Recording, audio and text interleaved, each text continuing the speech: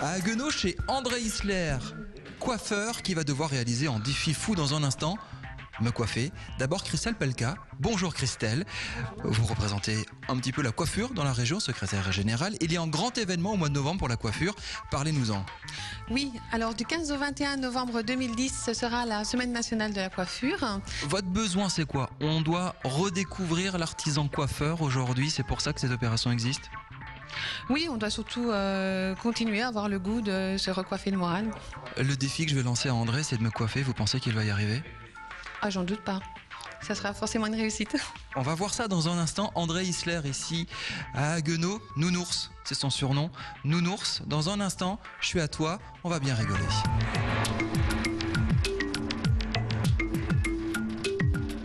Bonjour André Isler. Bonjour Tanguy. Ça va bien? Merci Super. de nous accueillir chez vous à Haguenau, dans votre salon de coiffure. On va parler de la coiffure, évidemment. Vous êtes l'un des responsables de la corporation dans la région. Votre défi, c'est ça. Alors moi, je me trouve très bien coiffé. Hein, Ouais, on va dire que c'est bien. Je ne dis pas du tout le contraire. Alors, le but du jeu en quelques minutes, c'est essayer de me remodeler, me restyliser, essayer de faire quelque chose avec ce truc. Et en même temps, on va découvrir votre métier de coiffeur. Un métier passion, je pense, pour vous. Totalement passion. Ça fait combien de temps que vous faites ça? Oh là là, ça fait... je vais bientôt fêter mes 50 ans de métier. 50 ans de métier. Oui, monsieur. La vache.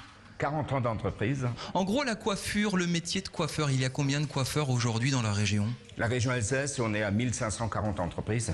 Coiffeur de ville, coiffeur de campagne, il y a une différence. On trouve quand même quelques artisans coiffeurs dans des villages même, ou dans des coins un petit peu reculés de la région. C'est le vrai artisan qui fait le lien social. C'est vraiment là où les gens se rencontrent, discutent, échangent et tout ça.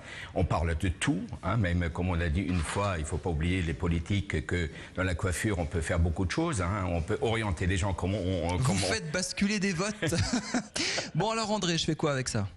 Alors voilà, alors c'est ça. Alors déjà, je vais dire, les longueurs...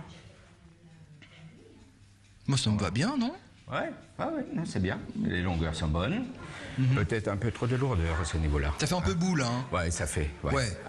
Ça fait un peu boule à ce niveau-là. Je propose qu'on fasse un truc. Alors on fait quoi? On raccourcit Disons, je dirais que c'est surtout à ce niveau-là, pour alléger un tout petit peu, affiner un petit peu au niveau... Mais je garderai quand même les longueurs autour. Hein. On coupe plus trop court pour les coiffures masculines et ça déjà un petit peu, ça commence. C'est vrai que vous êtes au cœur de la mode. Hein.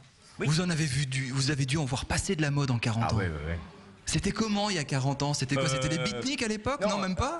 Il y a 40 ans, j'ai commencé mon métier où on faisait les cheveux comme aujourd'hui un peu courts. Déjà en 68, on faisait des mini-bacs, on faisait déjà des mèches, des reflets dans les cheveux chez les messieurs.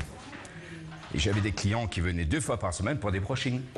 Aujourd'hui, la mode, les tendances, les habitudes des consommateurs, c'est quoi? On va chez le coiffeur tous les mois. Il y a encore des clients qui viennent chaque semaine? Ah oui, il y a encore des clients qui viennent toutes les semaines. Moi, j'ai toujours connaissé une forme de coupe de cheveux dont les clientes aujourd'hui, la majorité des femmes ou des hommes sont très actives. Alors là-dessus, il faut faire quelque chose que laver sécher. Hein, il faut que la cliente le matin puisse se faire le shampoing sans faire trop de brushing, juste sécher, tout ça, que ça tombe bien. Qu'est-ce qu'on fait? On attaque avec le shampoing? On y attaque. C'est parti. Pas de problème.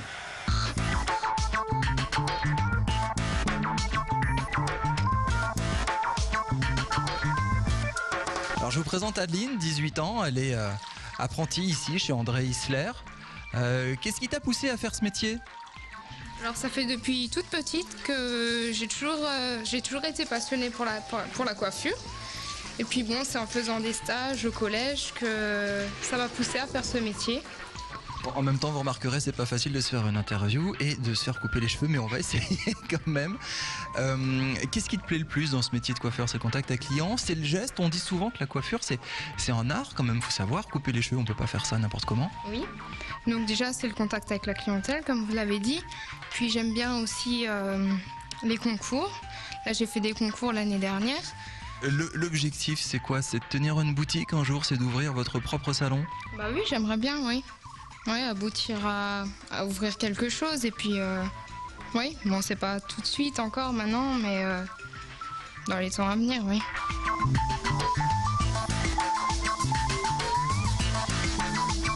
Faut combien de temps pour avoir le coup de main du coiffeur, le coup de ciseau, le coup de peigne? Bon, déjà, le plus dur, de toute façon, qu'on remarque aujourd'hui, c'est la dextérité du maniement de l'outil. Hein. Le ciseau et peigne. Il y a ce genre de choses, c'est super facile, on fait en 10 minutes, on a une coupe et c'est rentable. Si je vous dis ça, vous faites quoi? Ça? Non. Non, on fait rien avec ça. Si.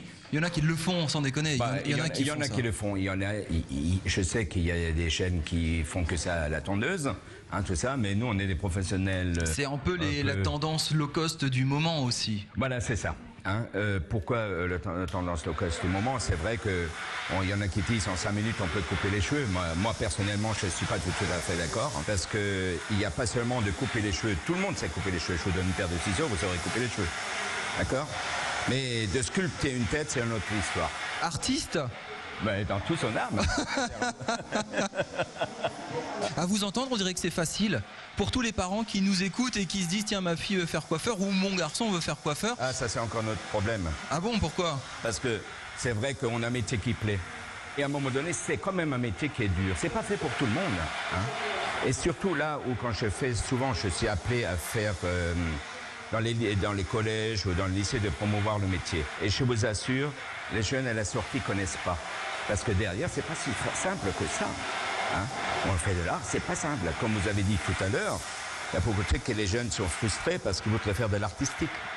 Mais on a de l'artistique. On peut faire de l'artistique à travers les concours, à travers tout ça. Là, on peut s'éclater. On ne peut pas dire que dans 2 ans, 1 an, on apprend un métier. Il faut minimum 10 ans d'expérience pour dire je commence à maîtriser mon métier. Et je peux démontrer à qui il veut. 10 ans de boulot. Il faut minimum 10 ans.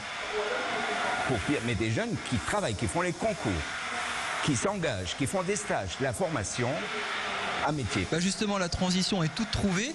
Je vous propose de nous retrouver dans un instant pour la suite de cette grande aventure, hein, la coupe à Tanguy Flores, toute une histoire.